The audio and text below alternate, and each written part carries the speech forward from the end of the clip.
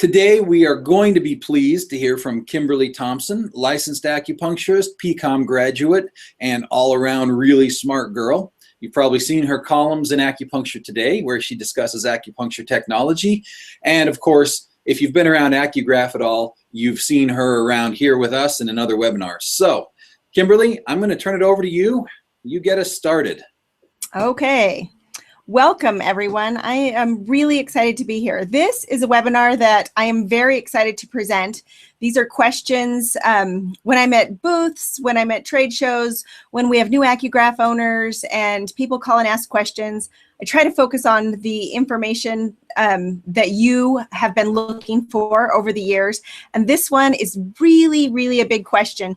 And so I'm going to pop over here to my screen. We're going to talk about this woman. Is the graph lying? How many times have you looked at your graph and wondered, is it telling the truth? I get lots of questions of people who will call me and say, well, does the graph really show what's going on in the body? And how do I explain the graph to my patients? So we are going to talk about a bunch of things today, or I've got two key things I'm going to talk about, and then we are going to talk about some other things that you may not realize that the graph, that you should recognize from the graph. And because I work with Dr. Larsen, who is filled with amazing knowledge, he's going to share some graph trivia with you today. And let's see. Let me introduce Adrian. Do you like that picture? I had to pull up this picture because it is the coolest, nerdiest picture that I could find of Dr. Larsen. And I say that in the most respectful way. I work with a bunch of amazing people here at Miridia Technology. I call them all my computer nerds. If I have questions, they have answers. And you talk to me often about graph analysis and treatment room strategies and mixing and mingling with your patients. But Dr. Larsen is the brains behind AcuGraph. He is the one who came up with the idea to create it. He knows all of the nerdy idiosyncrasies. There you go. The idiosyncrasies that make AcuGraph work. So he's got some really cool information to share today, little questions we get all the time. And he's going to take you through some trivia questions. I call it trivia. He's going to call it facts and figures and logistics. But I'm going to pass it over to Adrian at this point and enjoy. He is my favorite computer all the way around smart guy nerd. I think you're seeing me now. Hey, thanks for that great introduction, Kimberly. And I'm not certain, but did you call me an idiosyncrasy? No. I think that's what I heard. Idiosyncrasies is the word. Idiosyncrasies. Okay. All right. Well, I've got a little presentation I'm going to pop up here, folks, and let's talk about this. The first thing, and you should all be seeing my slide now. If not, say, hey, I don't see any slide. But if you're seeing my slide, you're seeing a picture of an AcuGraph, and it says, what the heck is this thing? Now, I'm asking that question kind of rhetorically, but kind of seriously, because I get so many questions and sometimes, frankly, misunderstandings about what AcuGraph is and what it does. All right, well, how would I answer the first question? What is this thing? In the end, in its most basic function, AcuGraph is an ohm meter. That thing you're looking at there is a piece of specialized computer hardware that measures resistance and reports it to the computer. Okay?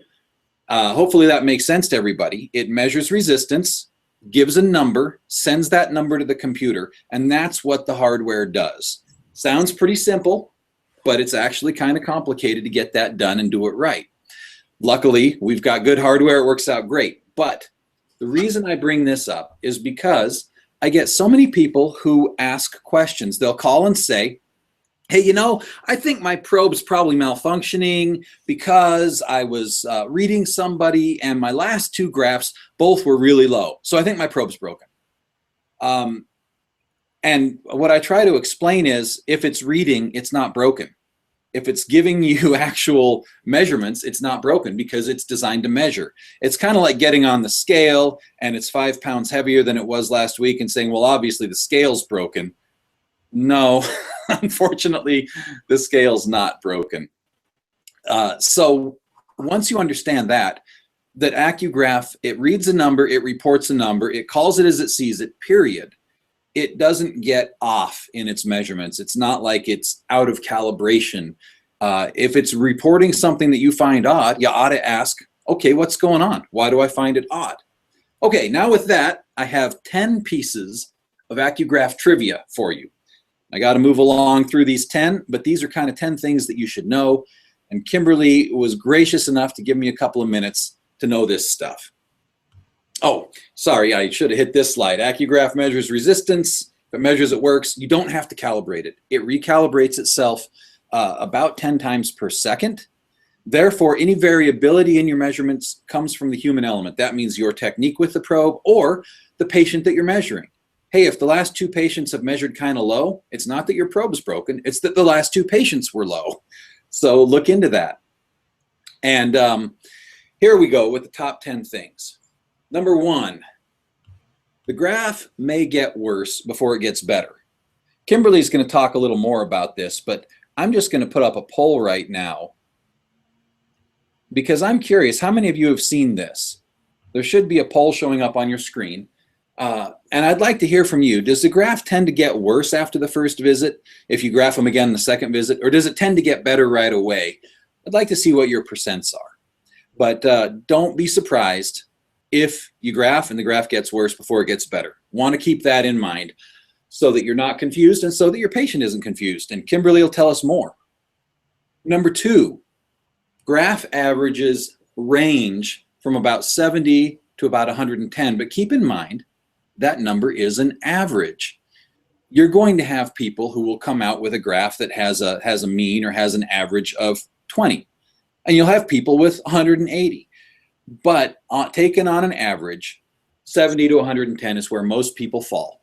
Now, there's a difference between men and women. There's a difference between elderly versus pediatric. There's a difference, obviously, with the state and condition of someone's health. Women measure lower than men. Older people measure lower than younger people. We published a bunch of really cool research on this a few years ago, and someday we'll do another presentation and teach about that. But you don't have to be too concerned if everything's not 100, or you don't have to look for some magic number that you think everyone should be. Item number 3, as you age, energy levels go down. This is normal.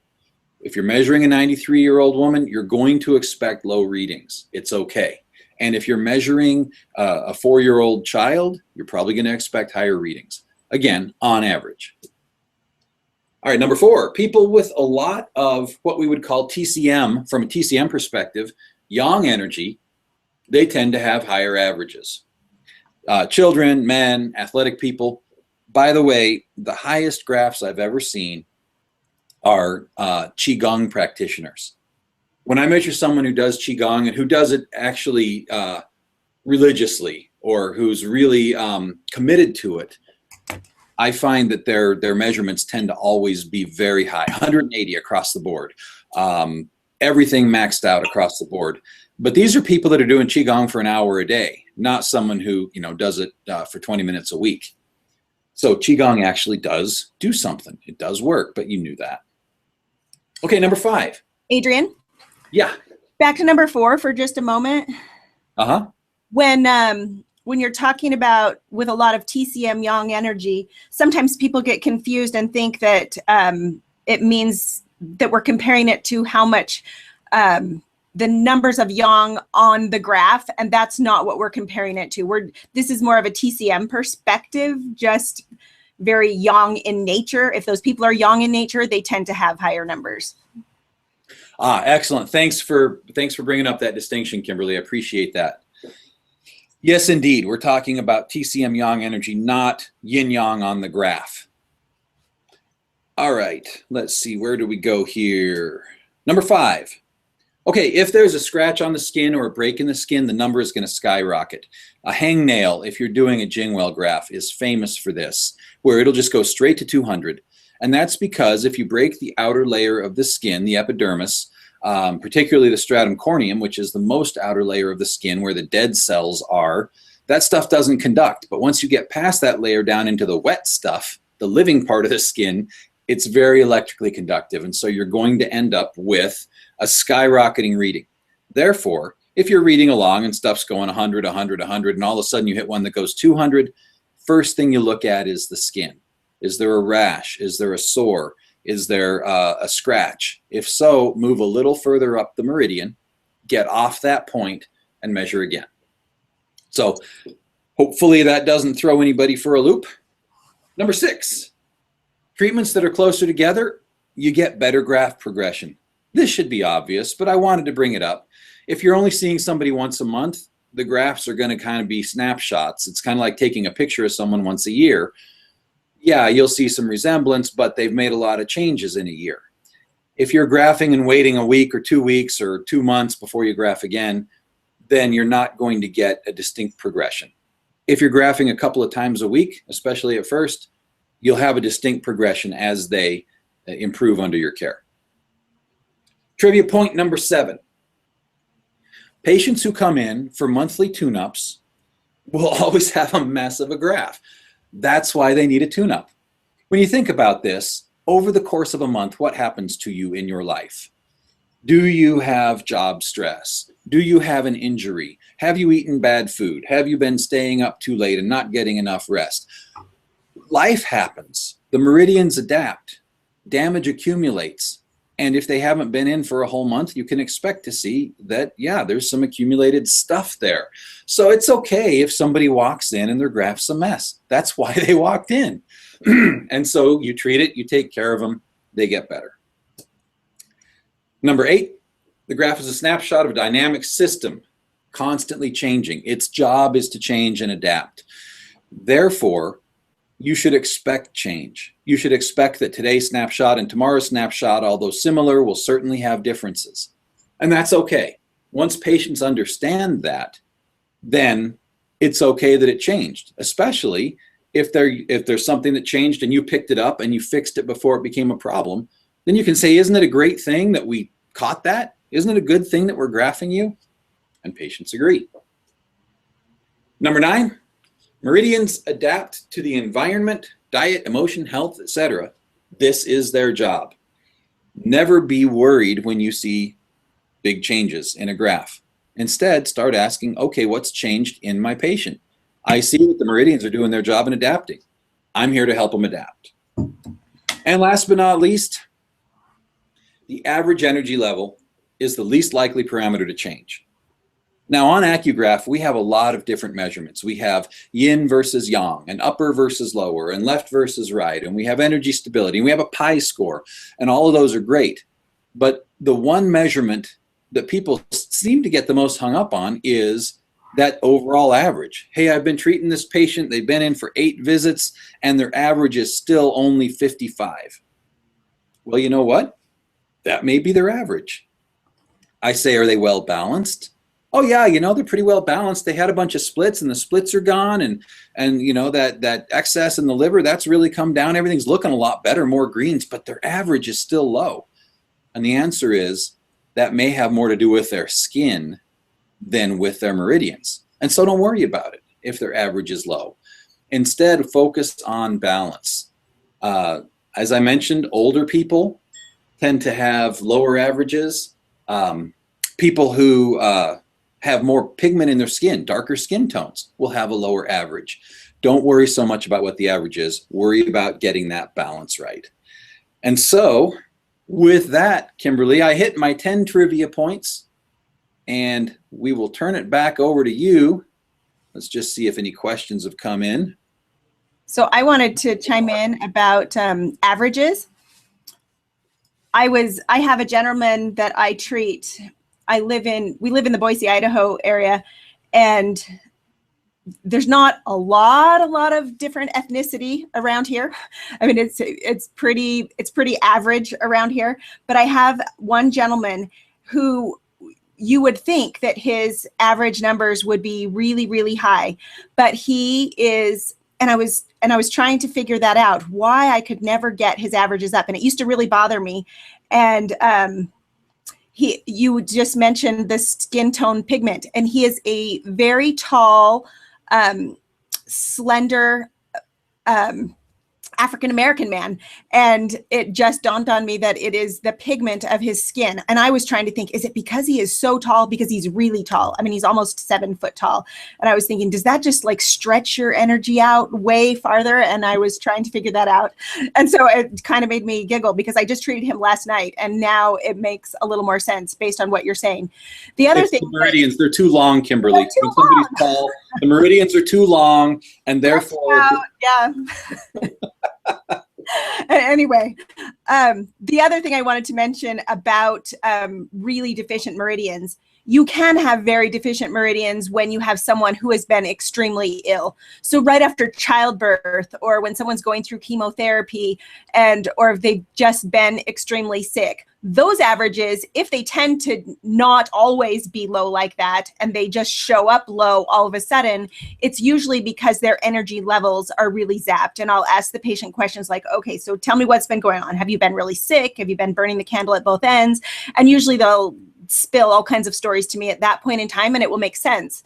And as they spill their stories, then I can guide them of what type of home care that they need. I mean, if I know it's because they've been really sick, of course I'm going to treat them with acupuncture, but then I'm going to add dietary and herbal recommendations. And those types of home care things seem to be the thing that helps the graph rise when it's because of illness that the graph numbers, the averages went low.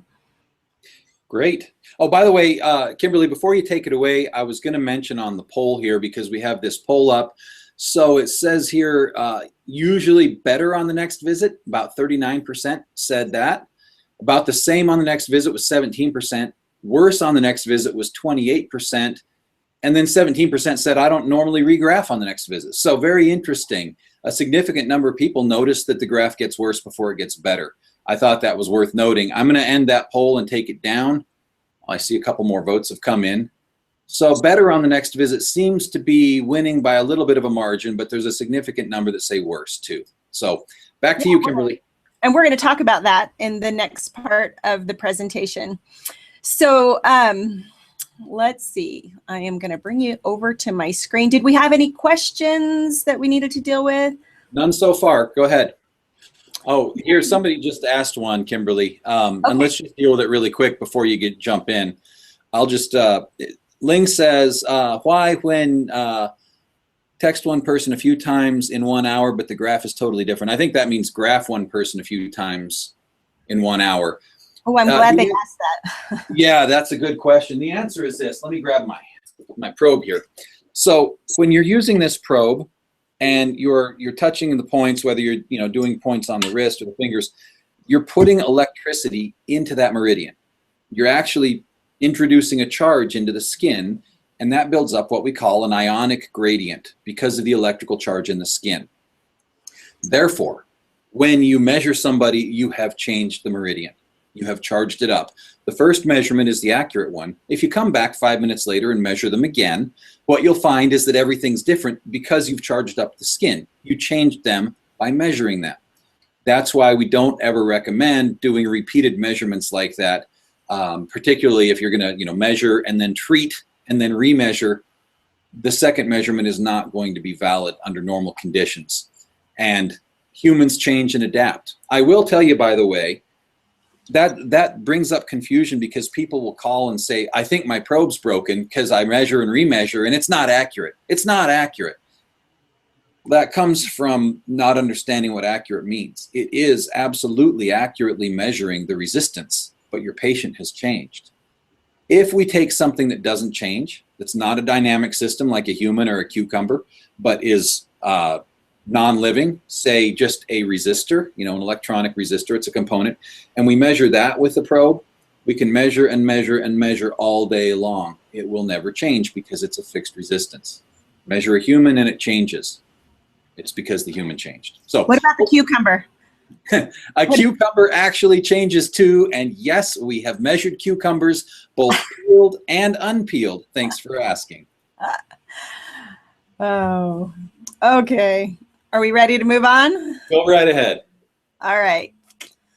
So this is a really big question. people get very excited to get their AcuGraph, and they're trying to learn the language of how to talk to their patients. And they've taught their patients that they can, you know, when we graph you, we can see which imbalances are in the body, and we click on the graph and we show them, we show them the channel imbalances, and they make sense with what is going on with the patient's symptoms. And then there's that time when you graph a patient and they have a perfectly green graph, but they still have symptoms. And this really bothers people because they're like, okay, the graph says that everything is going perfect in the body, but the patient still has symptoms. And I am here to tell you that,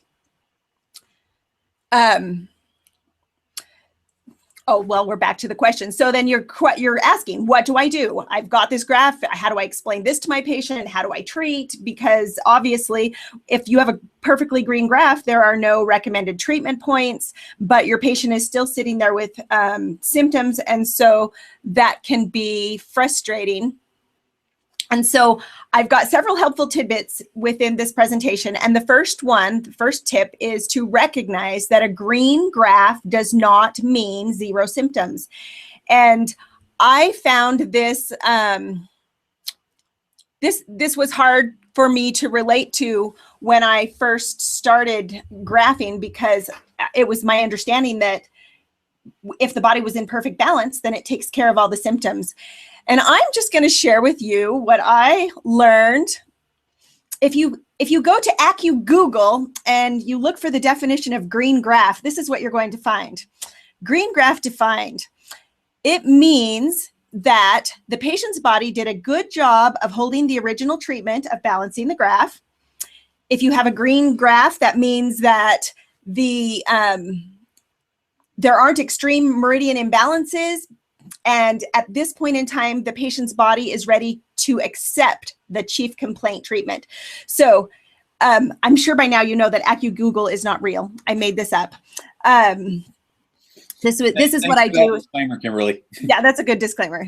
So AcuGoogle is not real because obviously Google doesn't know about AcuGraph, but I know about AcuGraph, and I've been treating AcuGraph for a very long time. And so what I want you to recognize when you are graphing the patient is your first goal during your treatment was to figure out where the imbalances were. And if you have treated the patient and you have dealt with the imbalances in the meridians, the imbalances in the meridian simply means that energy needs to flow from meridian to meridian. And I feel like you need to see my face when I am talking to you, because I feel like I'm talking to my patients and doing education here. When you see imbalances in the graph, it means that energy isn't flowing from meridian to meridian to meridian the way it needs to. And your first goal is to put in acupuncture points in order to get energy flowing from channel to channel so that the whole process is doing what it needs to do. When that whole process is working, then your body works at its best capacity. Then you are in a position to get rid of the symptoms that are happening. It doesn't mean the symptoms are gone. It means your body's working at full capacity to get rid of the symptoms. And it means that now you can work on the chief complaint in the goal that you're ready to work in. So you've maybe heard me talk before about organizing the flow of energy in the channels. AcuGraph tells you where energy is disorganized, and there's too much energy in one channel, too little energy in another channel. And so when you put needles in, that's your first goal, is to organize the energy so everything is flowing from channel to channel. You still have chief complaints. Your patient still has whatever TCM pattern they came in with. They still have shoulder pain. They might still have a headache or a sore throat or whatever is going on. But after you have put needles in to make the graph green, now, as you go in and you focus on the chief complaint, let's say I'm going and focusing on shoulder pain, and I'm going to go in and break up all the stagnation that's happening in the shoulder. Now, energy can flow from the shoulder down the arm, through the abdomen, down to the leg, and up the body, all over where it needs to go. And it's not going to find blockages and problems in the pathways along the way.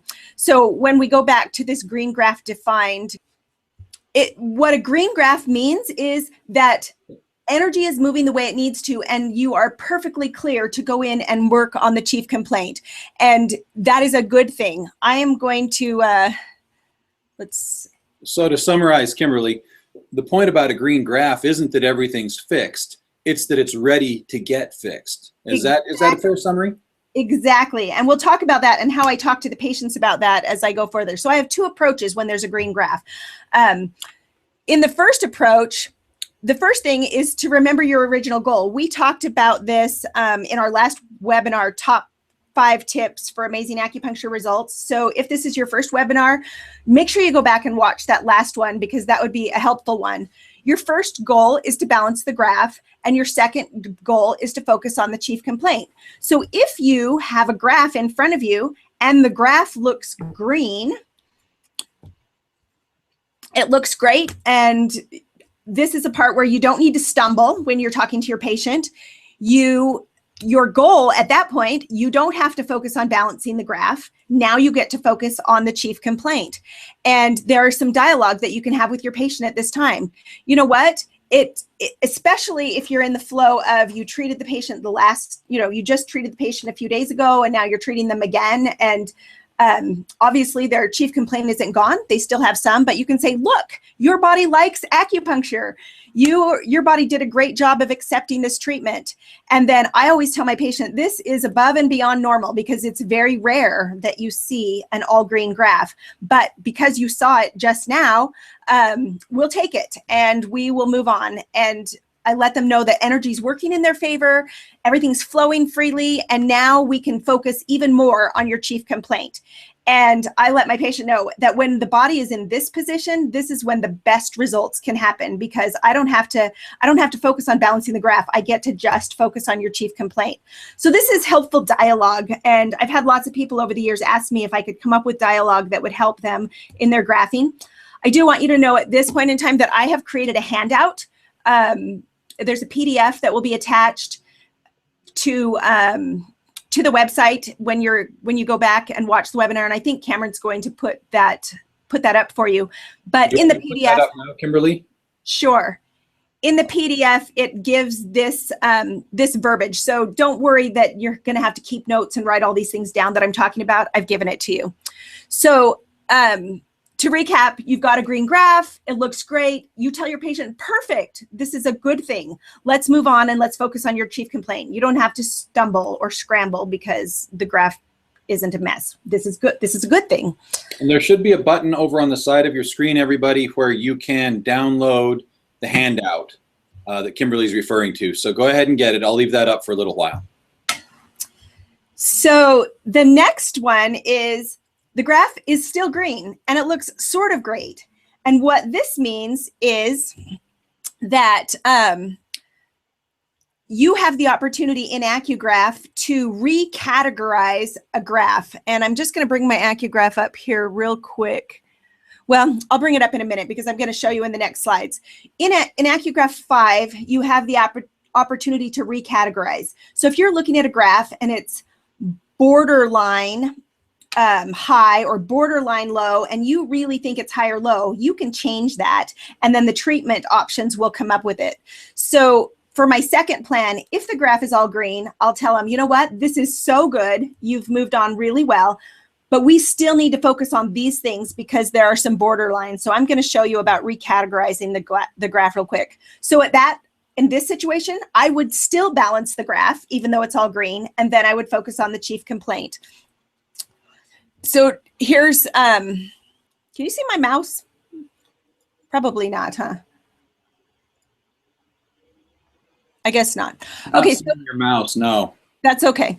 So if you look at the graph at the top, it's an all green graph, and you look at the graph at the bottom, and this is me recategorizing it. So if you notice the pericardium channel, it was green, but it's on the borderline low side. And so I want to treat it as low.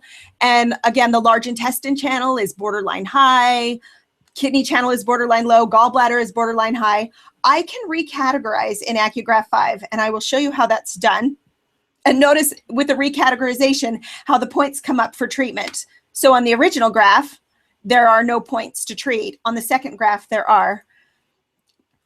The way so, Kimberly, what you're saying is you can literally take that, take whatever bar you're looking at, say, take pericardium and say, I know that that comes up as green, but I am manually changing that, and I am calling it low, and AcuGraph will let you change that now. And that's new in AcuGraph 5. That is new in AcuGraph 5.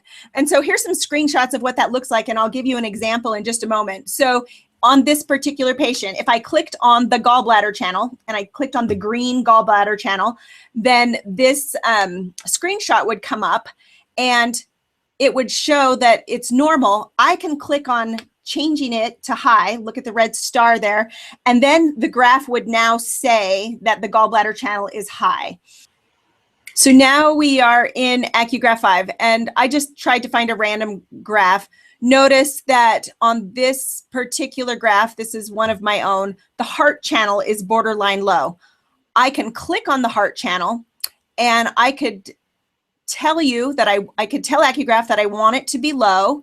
And then when I close it out, then the heart channel becomes low. And then let's do gallbladder channel also, because the gallbladder channel looks borderline high, and I can change it and close and save. Now the graph looks like exactly how I want to treat. So my goal of balancing the graph, then treating the symptoms, I can do that. So my second approach, you know, if there aren't borderlines, then I just move on to the chief complaint. If there are borderlines, I change the graph myself manually, and then I can treat accordingly.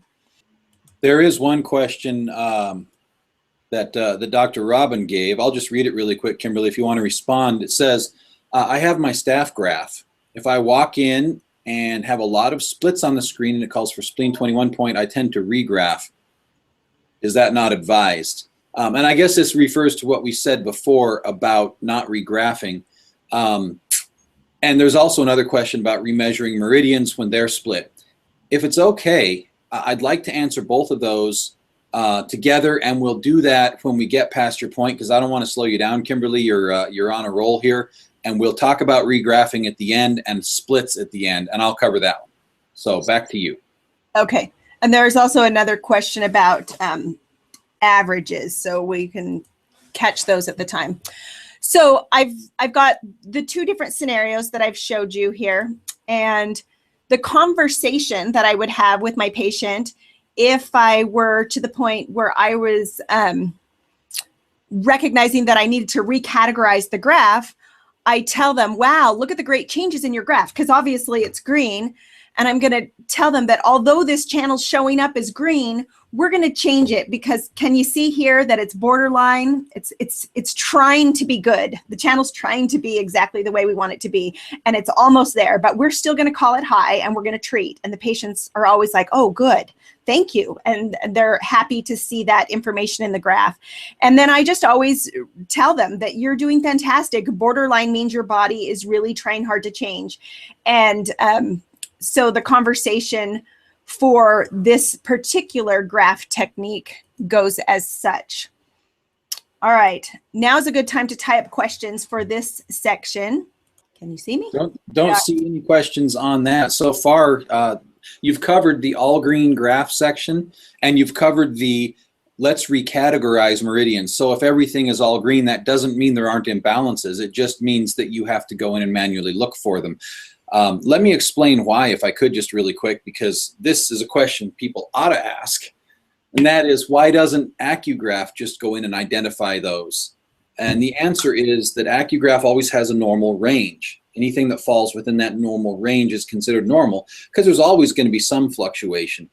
And if you have that normal range really tight, then everything is out of balance all the time. If you have that normal range too broad, then you never pick up anything, because everything is considered normal if you have a really broad normal range. So AcuGraph does some math to figure out the best normal range to use on that graph.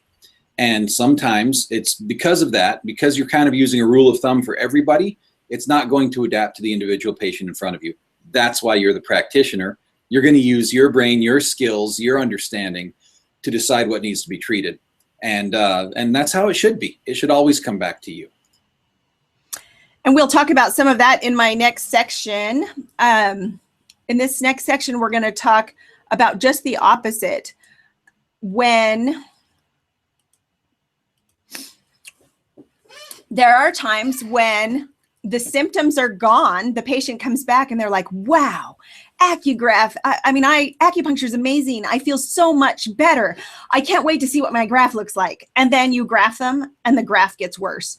And I'll get patients who call me and it totally stumps them, or not patients, but practitioners who call me, and it totally stumps them because they are confused. What do I say now? I mean, does this AcuGraph not work? Because obviously my patient is feeling better, but there are still symptoms that they're having. So this is a good time to recognize how this presents and recognize that this is very normal in graph findings.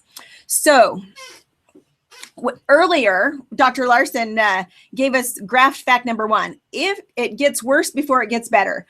I teach my patients the very first time they come in, when I'm first talking about AcuGraph, that it is very normal for the graph to get worse before it gets better. At this point in time, I'm actually scheduling them for a series of visits.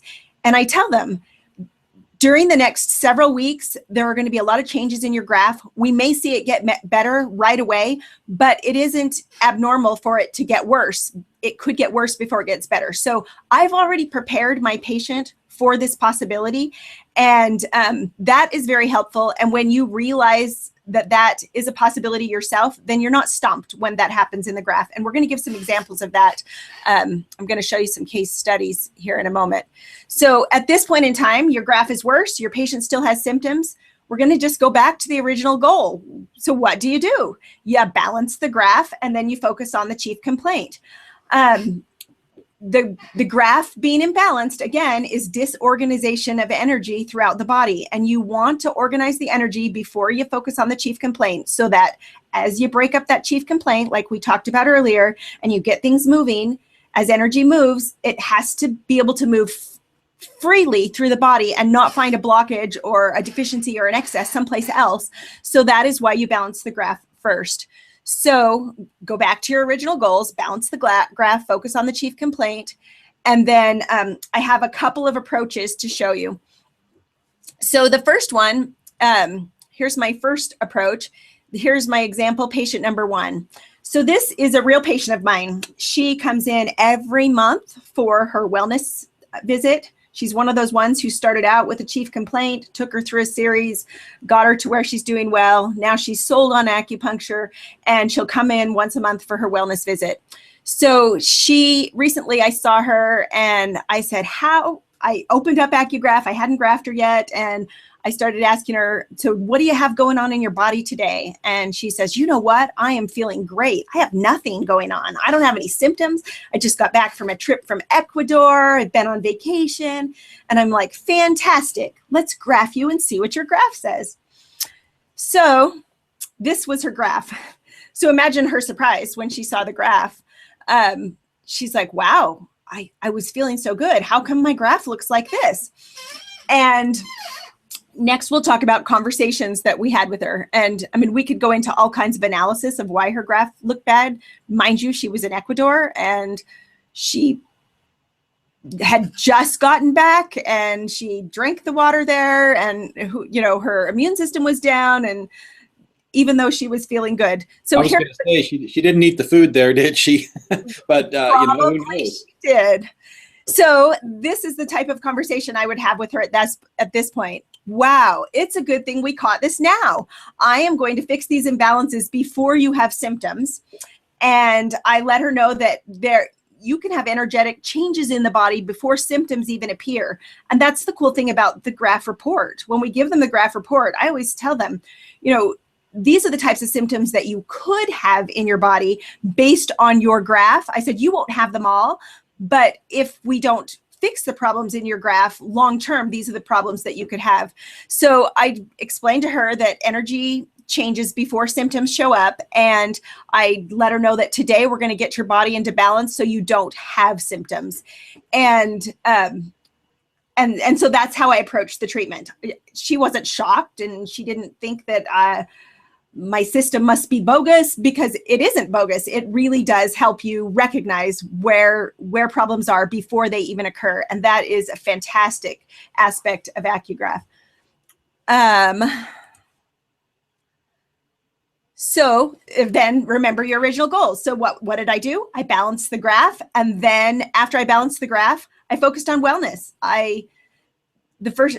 She didn't have specific symptoms. She wasn't, she didn't have diarrhea or nausea or vomiting, and she didn't sprain her ankle while she was on vacation. She said she was feeling great. So after I balanced the graph, then I did stuff to boost her immune system.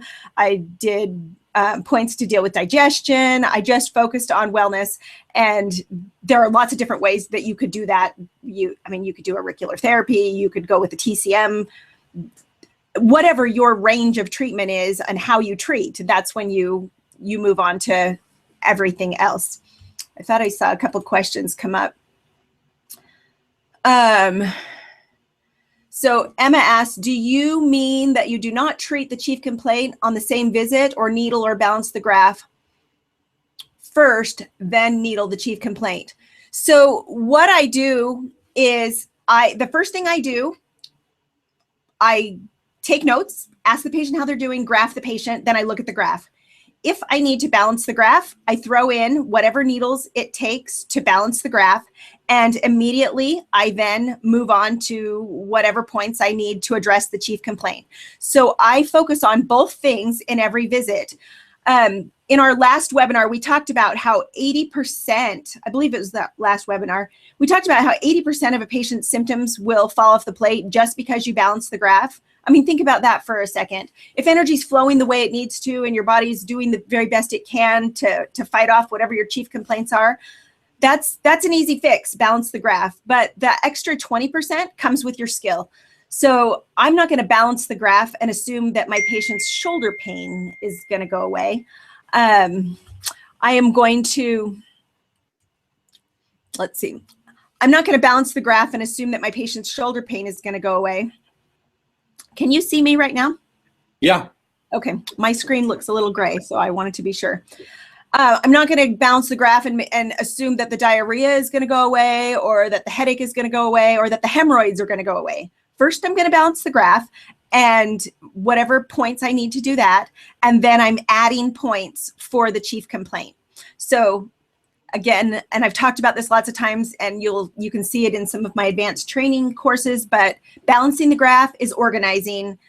Treating the chief complaint is deep cleaning. And that comes from a mother of 9, and that's just how I think. Let's see, were there more questions? Dr. Robbins says, I usually utilize graph points as well as add specific chief complaint points. I regraph on the 6th treatment and usually always see some improved meridians. Yeah, that is one way of doing it. I personally like to graph them each time, because when I graph them each time, it tells me where that disorganization is and how the body was disorganized on treatment number 1. It'll be disorganized in a different way on treatment number 2, 3, 4, and 5. And so I graph each time. But if graphing every 6th time works well for you, then I completely understand based on timing. This is just the approach that I take, and I find that I get excellent results in this way. When I started doing this, that's when my patients started getting better twice as fast. There was a time when I didn't balance the graph first, and I only focused on chief complaints, and just being able to compare the two approaches for me personally in my clinic, that's where I get the best results. All right, I'm going to move on to my next patient example. All right, so we talked about the wellness patient. And then I've got patient number 2 as an example. So this patient, I hadn't seen this patient in a long time. And she came in because I had treated her before for low back pain and hemorrhoids, and it had been years, and she had the issue come back up again. So she called me up and said, hey, Kimberly, I need treatment. So that's the information I have. I haven't graphed her yet. I don't know a lot, but so now I graph her. And this is what her graph looked like. So she had a huge dymite imbalance. She had spleen excess. She had excess in a lot of the upper body channels. And this just wasn't a normal presentation to her. I had looked at her graph, previous graphs. And so it started me digging and asking more questions. I didn't treat her like a brand new patient. I didn't take an hour and a half with her like I typically do because I had seen her before, but something was obviously amiss. And what I learned from her actually was that she had had breast augmentation surgery. And let's see, we'll talk about her for a second before I move on to the next graph, because it's really an interesting case. Can you see me? There you go. She had breast augmentation surgery and probably about a year ago. And so there were a lot of imbalances in her body that were new and different.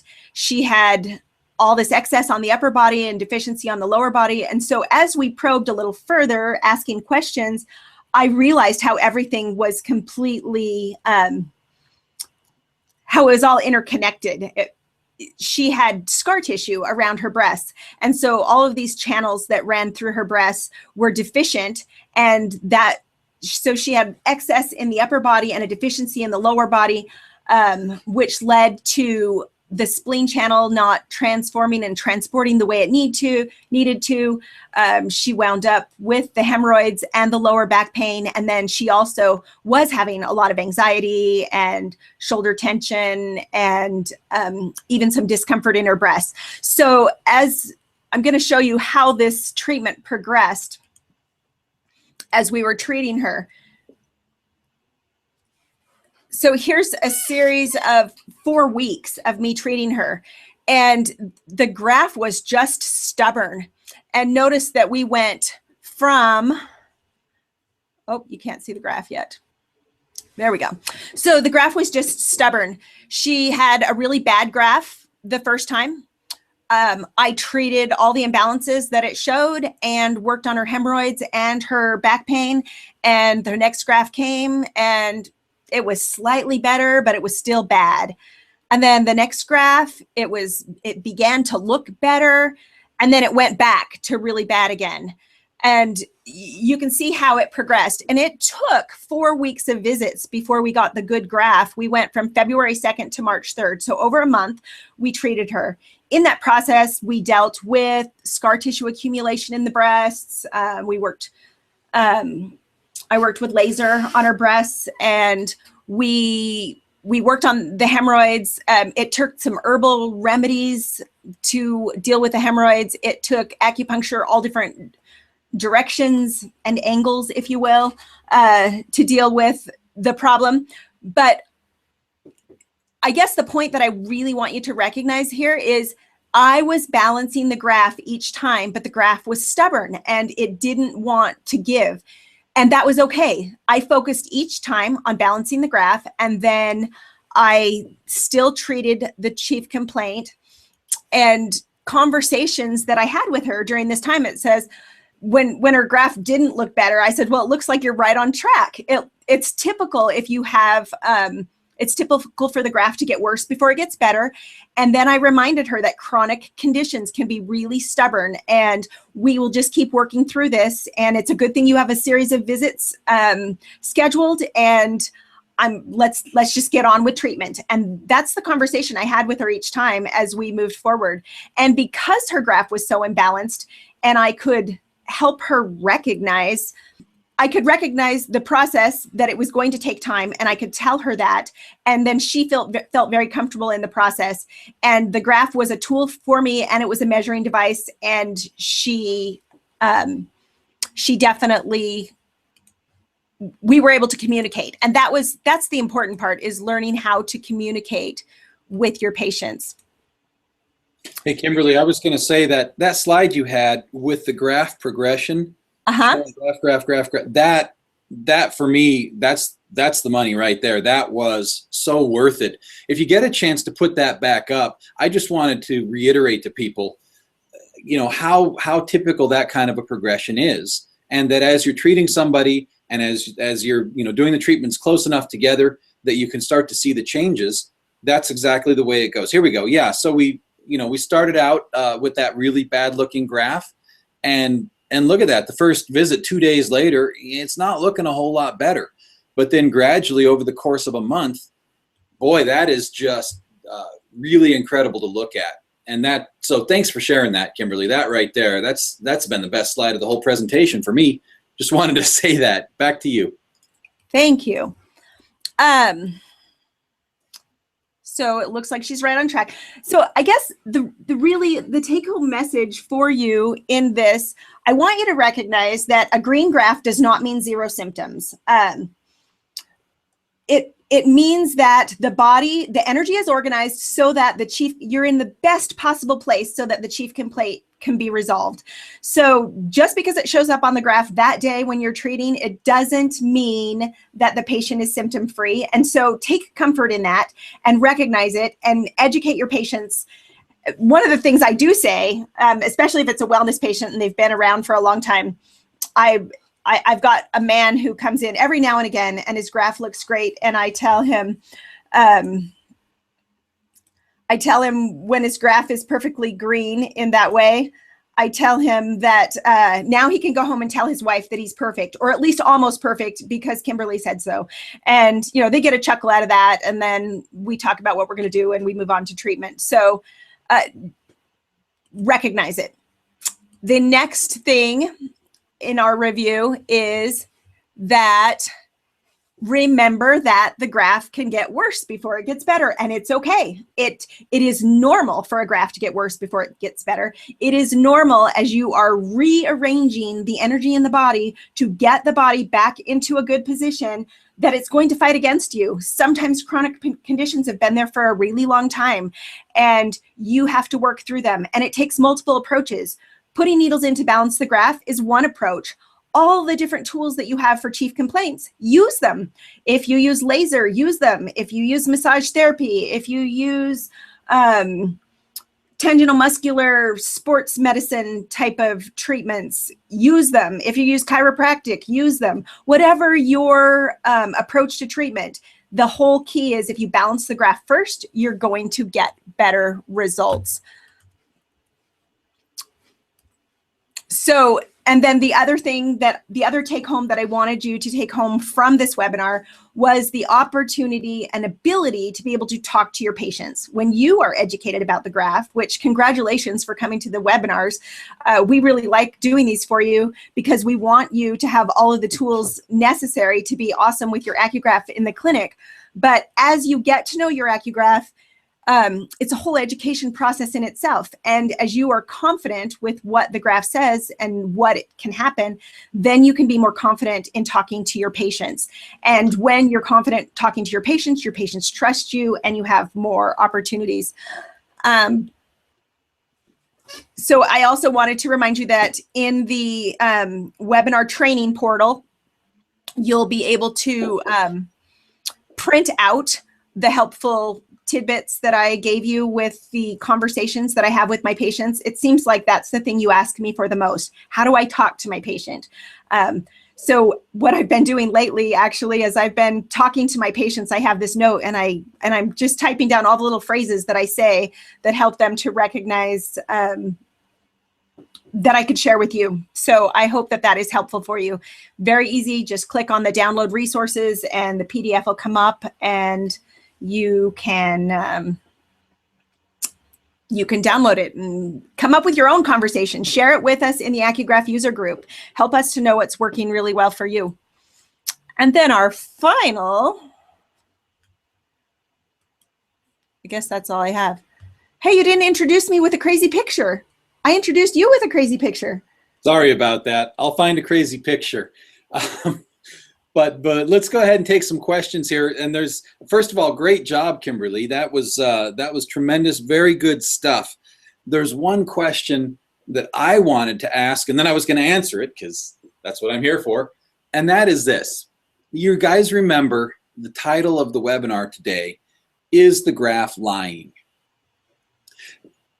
The answer I wanted to give is no. The graph isn't lying. It really did, you know, when you took the probe and you took the measurements, you really did measure those measurements. And so when it gives you those bars, that actually is what's going on. So the question you have to ask yourself is why? Why am I seeing that? Kimberly, you brought up some great things like the graph is all green, but the patient feels awful. Why? Or the patient feels great and the graph looks terrible. Why? It starts a thought process that helps you understand a little bit more about what's going on with the patient and about how to help. So hopefully we can all, you know, leave here with a little bit broader way of thinking about the graph. And with that in mind, why don't we go ahead and hit some of these questions? There was this one about remeasuring and remeasuring splits. And the people that have asked have been waiting a long time. So let me hit that one. And then we'll keep going. Folks, if you have questions, go ahead, type them in the side over here, and we'll answer them. Oh, and meanwhile, just for fun, I'm going to put up another poll. I'm just curious how many of you ever get all green graphs? And so I put up a poll over there. Go ahead and answer that while I'm talking. But Emma says, how about remeasuring the meridians which are split? And as I mentioned earlier, when you have taken a measurement on the skin, you've caused an electrical charge to be isolated there on the skin. And therefore, if you go back and remeasure, it's not necessarily accurate. And so how come we remeasure splits? Well, when you think about a split is where you have one side that measures really low, one side that measures really high. A low measurement, the low side, can mean two things. It can either mean that it actually is low, that there's low energy in this channel over here, or it means that I missed the point. Because if you're not on the point, the reading will be lower. If you are on the point, the reading will be higher. Well, if I miss the point and I go back and remeasure and I hit the point, it's no problem. I'm remeasuring a different spot, right? If I go back and remeasure and it's still low, that's a true split. It really didn't come up. And what we found is that, probably around 80% of the splits really were just measurement errors, where I slightly missed the spot, I move a little bit, I get a better measurement, the numbers come up and they match. So that's why we can remeasure splits, because you're remeasuring a different spot. Here's a little fact for you. I'm going to show you back in 2010, Was I a year into graphing patients? And I wasn't very good at graphing. We learned that most of the time it had to do with being off on point location. So this is me. This was a graph that I did of myself back in 2010. If you look at any of the graphs that I do now, I almost never get a split anymore, because it's a matter of going back and remeasuring the splits. So you almost never get those spleen 21 recommendations. If you're getting a whole lot of splits, it more than likely is the fact that you're slightly off on point location and pressure. That's my experience. Perfect. Thanks for that, Kimberly. And what a great illustration. Yeah, if you're getting a lot of splits like that, chances are it's in the technique. And that's why AcuGraph says, hey, would you like to go back and remeasure the splits? And it walks you through measuring always the low side, always measuring the low side of the split. And so to answer Dr. Robin, who asked about walking in and seeing all these splits, my question would be, is your staff doing the remeasurement that AcuGraph recommends right when you finish the exam? First thing it says is, whoa, there's a lot of splits. Do you want to remeasure? Make sure that they're doing that, and make sure that they're trained that you can actually move slightly. While you're doing the graph, you can move the probe around a little bit and find the highest reading. And that's the reading to go with. And you can do that on all the points. And then once you go back and remeasure, do the same thing. Make sure that it wasn't just that you missed a point. So Ari asked a couple of questions I'll address, and then we'll head back to Kimberly for Susan's question. But Ari asked, he said, what if graphs are always low, like 15 to 20? Or what if graphs are always high, like averaging 200? Graphs being low. We talked about age, we talked about illness, we talked about skin pigment. The other one is dehydration. If you have patients that are dehydrated, they're going to read low. And believe it or not, occasionally we get user error where somebody called and we just couldn't figure out why their graphs were low. And I asked all kinds of questions. No, no, no, no, no. And so then I said, well, what kind of water are you using? And they said, well, what do you mean water? I said, on the Q-tip, you know, when you moisten the tip of the probe here. They said, what Q-tip? I just use the gold thing. They were just taking the probe dry, sticking it on the skin and saying, boy, I'm just not getting very high readings. So hopefully we all know that little tip. But as I mentioned earlier, some people just read low. It's because of who they are. So work on balance. Now, there are things you can do to bring that average up. There are herbal things, there are AccuGraph things that you can do, or acupuncture point treatments you can do, but focus first on balance. And then to answer about people being really high, a couple of things there. Number one, if somebody is perspiring or they've just exercised. You know, if your office is on the 8th floor and it's a hot day in August and somebody was speeding through traffic because they were late to get there and they ran up the stairs and they come in huffing and puffing and sweating, the graph's going to be high. Give them 5 minutes to sit down, calm down, have a drink, even dry off the points if you need to. And then secondly, some people will always tend to read high just because of who they are. Maybe they're athletic, maybe they're really young. Again, focus on balance. Don't worry about is the average here or is the average here. That's less important than focusing on getting the meridians in balance with each other. I have 2 examples I can share on those situations. I have one gentleman, every time he comes in, he has just come from work. He tends to be clammy, a little sweaty, nervous kind of guy. If you touch him, he gets a little sweaty. So what I have learned is always the points on his wrists just skyrocket. And so I will ignore those points at first and go down and treat his legs and then come back and treat the wrists. And there's measure? Measure. There's something about it just gives him a moment to get unsweaty and calm down and relax. And by doing his feet first and then his hands, he does better each time. And then if I have someone who has really, really low numbers and my Q-tip is wet, sometimes my Q-tip is not wet enough. And obviously you don't want it dripping all over the patient, but you need to be sure it's wet enough for those particular patients. And pressure is key. Whenever you're graphing anyone, you want to be consistent on the pressure for that patient. If I have a patient who has really, really low readings, I will go with more pressure for them on every point. So it's not that I'm taking the ones that are low and giving more pressure, but I'll give more pressure when I'm measuring across the board for that patient, and it will help me get a little bit higher numbers just so that I can see the excesses and deficiencies a little better. So as long as you're uniform. As long as I'm uniform. With all the points. Yeah, good. Correct. Okay. Okay, so the next question was from Susan, speaking of scar tissue, and she said, how does one deal with multiple serious scarrings on the wrist due to suicide attempts for the heart meridian? I had a connection that caused the probe to beep off and on. I'm not sure about the beeping on and off, but what I would say about scar tissue, maybe you could ask your question again. Are you asking in relation to measuring the points or how to deal with the scar tissue?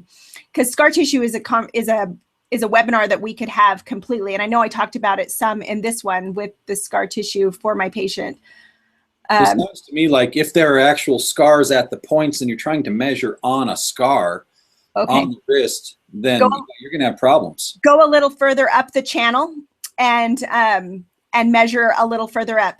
When Dr. Larsen was talking earlier about there being a scratch on a point and how you go a little further up the channel, you would use that same concept.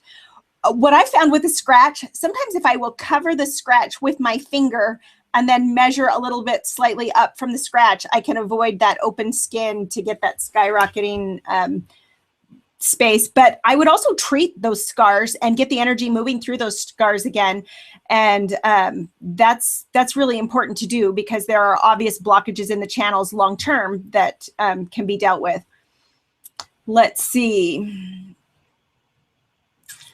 So we did answer your question, Susan, in relation to measuring, and I'm glad that you're treating her with laser. Graft timing, average treatment time with grafts and treatment.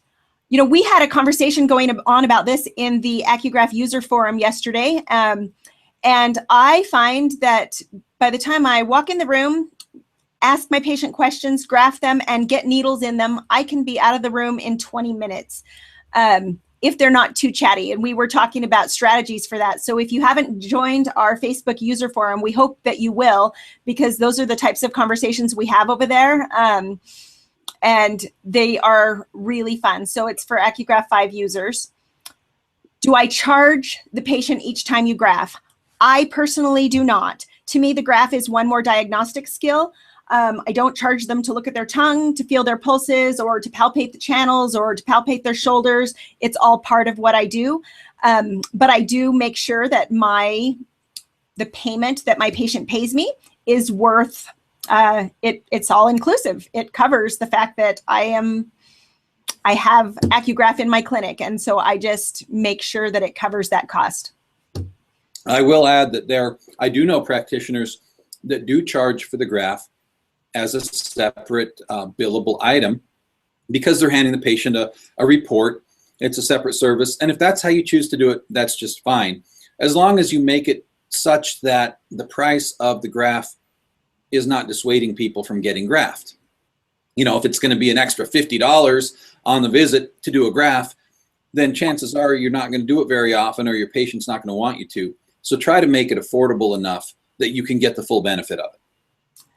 So I'm going to expand. Ari asked, is my patient in the office for 20 minutes? No, my patient is in the office for an hour. Within 20 minutes, I'm out of the treatment room, leaving them to sit with their needles and getting ready to go in the next room for my next patient. I do have 2 treatment rooms. Alex asked what my experience with measuring patients who are terminal and are on their deathbed. I actually have written several blogs.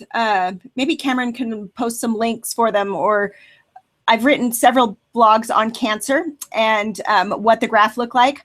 I've actually had a terminally ill patient who has been going through chemotherapy, and we treated her all the way through her chemo, and she was on her way to travel to another hospital for some deeper treatment. And there was a day that we cried together because her graph was all green. And she said, my graph is all green. And I said, it is. That means your body is in the perfect condition to be able to fight off whatever you have to do at this next level. And so my approach to treatment for her, I do balance the graph. I do find the imbalances. I try to get the energy flowing so that they can be in the best possible position. When they're going through chemotherapy, the numbers are really, really low. Sometimes during radiation, the numbers, you'll have certain channels that will skyrocket. So it is interesting to watch a graph through a dying patient. Oh, sorry. I was going to add, I had a cancer patient. The graph was actually how we found her cancer. She had a belt block that would not resolve after 8 treatments or so, needling, herbs. We're doing everything we can, and the belt block won't resolve.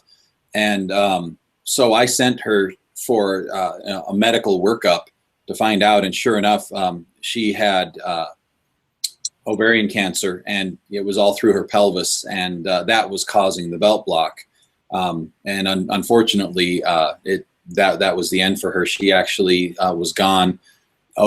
It was less than 3 months later that she succumbed. So sometimes if you see things that won't resolve and it doesn't make sense, start asking yourself why. Is there pathology that's causing these imbalances? Because imbalances should respond. So that's worth noting. I also wanted to hit Sedalia's question. Why do the Jingwell points look lower than the source points? It has to do with the type of point. The Jingwell point does not have, that's an access to where the musculotendinous channel, which is a shallow channel, meets the main channel, which goes deep.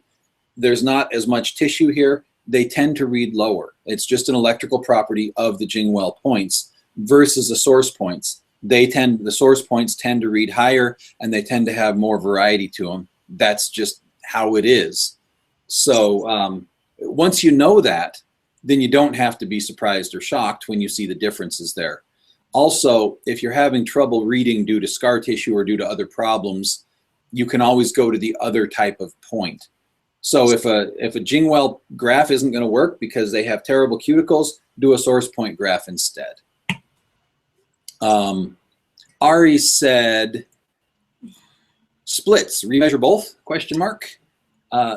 No, actually, Ari, we recommend only remeasuring the low side of the split, reasons we talked about before.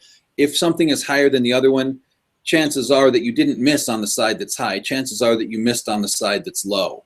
And so there's no reason to go back and remeasure the high side. And that's why we do that. Ari also said, how do I turn on the measure splits reminder? Good question, Ari. I believe that's over in the preferences. Am I right, Kimberly? Let's see. She's pulling it up right now. She'll pull that up. While she's looking for that, Khalid says, if a patient has a heart device, it does affect the exam. Khalid, what I have to tell you is if a patient has an implanted electrical device, don't graph them. I don't mean to, be alarmist at all, but if they have a pacemaker, for example, and you're doing a graph, you could get blamed for causing serious problems because you're doing an electrical modality. So it's contraindicated to ever graph anyone who has an implanted electrical device. Now, if they have an implanted mechanical device like a hip or a knee, fine, graph them, no problem. You're not going to interfere. But you don't want to be the one who gets blamed for causing a problem with an insulin pump or a deep brain stimulator or a defibrillator or any of the other types of implanted devices. So just don't do it. That's the best advice I have there. All right, can we see my screen now, and I'll show them how to turn that on? There you go. All righty. So when you're in AccuGraph, go to settings, go to measurement, and then so measurement order, calculations, and retest splits, if that should be on never or always. And we just recommend that you keep it on always. Perfect. Thanks for showing that. And keep in mind that shows up for each type of exam. You can set that separately for Jingwell and for source, for example. One other, before we finish up here, I wanted to talk about the results of the other poll. I put up a poll that says, have you ever gotten an all green graph? And I thought it was interesting here. It says the most common response was, yes, I have, but only once or twice ever. It's very rare. The next most common was, no, I've never had an all green graph. And then some 25% said, yeah, I get them now and then. 0% said, yeah, I get them all the time. Isn't that interesting? How does that help us recalibrate our expectations? You should not be expecting a lot of all green graphs because, as we mentioned, the job of the meridian channels is that they constantly fluctuate based on what's going on in the environment, and they help balance. And so if you're getting all green stuff all the time, that would be a little weird. Things aren't doing the adaptation stuff that we would expect them to do. So thought that was worth pointing out. Mike asked, are all the links available with the recording? So the link is that handout, and yes, that will be available with the recording. Not sure that we had any other links posted up. Emma says, how about if a patient had a triple heart bypass? Totally fine to graph someone post-surgery as long as that triple heart bypass did not also involve putting in a pacemaker. Again, if they have an electrical device in their body, don't graph them. Any other things in their body, surgeries, implants, whatever that is, that's fine, no problem. So, don't see any other questions up. Kimberly, do you have anything to add before we close? I just wanted to say thank you, everyone, for coming to the webinar. I hope that you gained some valuable information. If you have questions for Dr. Larsen or myself, here are our email addresses. And we love your emails. We love to get information, hear from you. We love your questions. And we especially love when you give us information of what you would find helpful to learn. So as we're planning future webinars, we can gain from your questions. All right, excellent. Very good. Thank you, everybody. We appreciate everybody coming. Thank you for your questions. As always, we'll see you over in the Facebook group, the AcuGraph Users Group. And until next time, everybody get out there and do a lot of good for a lot of people. Thanks, folks.